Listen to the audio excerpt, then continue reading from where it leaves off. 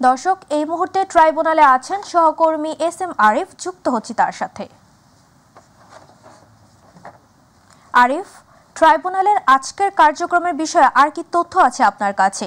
আজ আর কে কে সাক্ষ্য দেবেন আমাদের জানাবেন।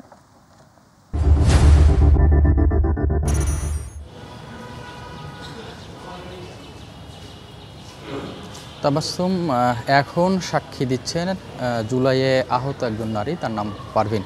তিনি আহত হয়েছিলেন যাত্রাবাড়িতে। তিনি দাবি করেছেন এই যে আন্দোলন ছিল জুলাইয়ের গণ অভ্যুত্থান বা আন্দোলনের বৈষম্যবিরোধী আন্দোলন, সেই আন্দোলনের সাথে তিনি সম্পৃক্ত নন। তিনি একজন দিনমজুর ছিলেন।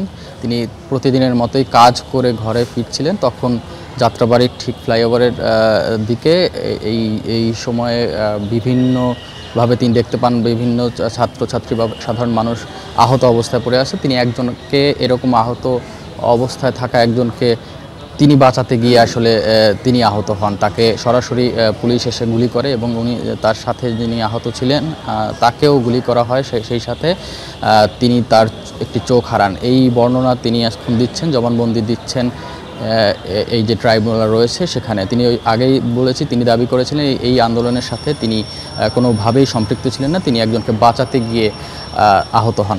আর এর আগে আজকে দুইজনের সাক্ষী নেওয়া হবে আমরা যতটুকু জানতে পেরেছি। এর আগে প্রথমে সাক্ষী দিয়েছিলেন জুলাই যে বৈষম্যবিরোধী আন্দোলন হয়েছে সেই আন্দোলনে সক্রিয় থাকা একজন ছাত্র, তার নাম আবদুল্লাহ আল ইমরান। তিনি তার পায়ে গুলি লেগেছিলেন। তিনি দাবি করেছেন তাকে সরাসরি পুলিশ গুলি করেছেন এবং তিনি দাবি করেছেন সেই গুলিটি ছিল চাইনিজ রাইফেলের গুলি। তিনি বলেছিলেন যে যখন পায়ে তার গুলি লাগে তারপরে তাকে প্রথমে মিটফোর্ড হাসপাতালে নিয়ে যায় তার সতীর্থরা এবং পরে সেখান থেকে পঙ্গু হাসপাতালে নিয়ে যাওয়া হয়। এবং পঙ্গু হাসপাতালে যখন তিনি চিকিৎসাধীন ছিলেন তখন তিনি দাবি করেছেন 26 থেকে 27 তারিখ সেখানে তৎকালীন যে প্রধানমন্ত্রী শেখ হাসিনা তিনি গিয়েছিলেন যখন আহত ছিল তা আহতদের দেখতে পঙ্গু হাসপাতালে। এবং সেখানে শেখ হাসিনা হেল্প ডেস্ক, তিনি যেভাবে দাবি করেছেন সেখানে হেল্প ডেস্কে গিয়ে শেখ হাসিনা বলেছিলেন যে নো রিলিজ নো ট্রিটমেন্ট, এই কথাটি বলেছিলেন। তিনি সরাসরি আদালতে এই জবানবন্দি দিয়েছেন এবং তিনি দাবি করেছেন তার যে এই ক্ষতিটা হয়েছে তিনি দাবি করেছেন যে এখন তার পায়ে আসলে তিনি কোনো ধরনের কোনো নার্ভ খুঁজে পাচ্ছেন না এবং তার পা অচল হয়ে গেছে, একটি বাঁ পা।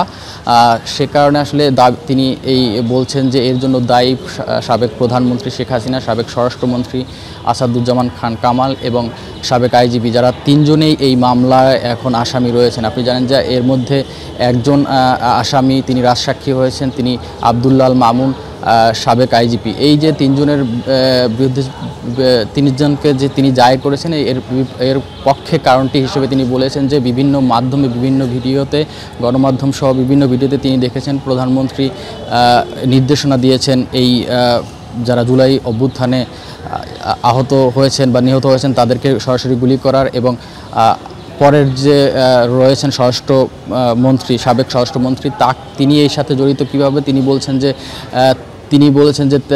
একজন পুলিশ তাকে দেখিয়ে, তিনি ভিডিওতে দেখেছেন যে একজন পুলিশ তাকে দেখিয়ে বলছেন যে একজন মরে একজনই যায়, এরকম ব্যাখ্যা তিনি আসলে জবানবন্দিতে দিয়েছেন।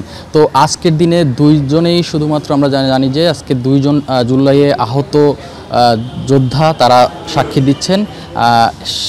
এখন পর্যন্ত যেটি বলছি, দ্বিতীয় যে সাক্ষী চলমান রয়েছে পারভিন, তিনি সাক্ষী দিচ্ছেন। তিনি একজন দিনমজুর ছিলেন। তিনি দাবি করেছেন এই আন্দোলনের সাথে তিনি জড়িত নন। তো এই ছিল আসলে আমার কাছে সর্বশেষ। আরিফ, আপনাকে ধন্যবাদ। দর্শক, আন্তর্জাতিক অপরাধ ট্রাইব্যুনাল থেকে সরাসরি যুক্ত ছিলাম আমাদের সহকর্মী এস এম আরিফের সাথে।